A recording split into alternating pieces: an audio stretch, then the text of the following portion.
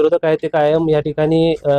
सभागृहामध्ये तुम्ही गेले 2 सभागृह बघितलात, या ठिकाणी ते कुठलेही चांगले विषय आले असताना त्या ठिकाणी स्टंटबाजी करणे, लोकांमध्ये या ठिकाणी माईक वडावडी करणे, परत लोकांमध्ये नगरसेवकांमध्ये दहशत पसरवणे असे या ठिकाणी नगरसेवक वागतात। त्यामुळे आम्ही वारंवार त्यांना या ठिकाणी सूचना दिल्या होत्या की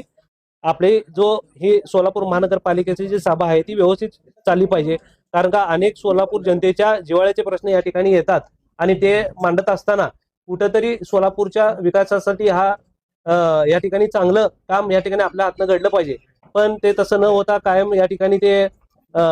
या ठिकाणी गोंधळ घालत असताना कुठलाही विषय दिशाभूल करणे, माईक वडावडी करणे या हिशोबाने ते करत असताना आम्ही त्यांचं या ठिकाणी निलंबन केलेलं।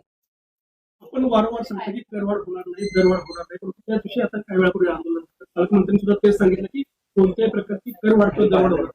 2 दिवसापूर्वी सुद्धा आपण तेच बोलतो, पण आजच्या सभागृहामध्ये झालेल्या गोष्टीनंतर आणखी पुन्हा एकदा सोलापूरकरांसाठी काय सांगितलं?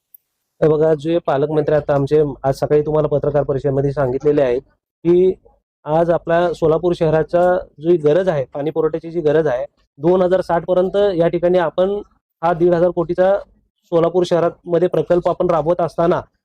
पालकमंत्री यांनी सांगितलेलं आहे की या ठिकाणी सगळे पैसे जे काय आहेत ते आपल्याला शासनाकडून या ठिकाणी मिळणार आहेत आणि ह्या मिळत असताना ह्याचा जी कॉन्ट्रीब्युशन मनी आपण देत असताना जर कुणाला गैरसमज होत असेल की आपण काय नागरिकांवर या ठिकाणी करवाढ करत आहे का, तर तशी करवाढ दरवाढ कुठलीही राहणार नाही आहे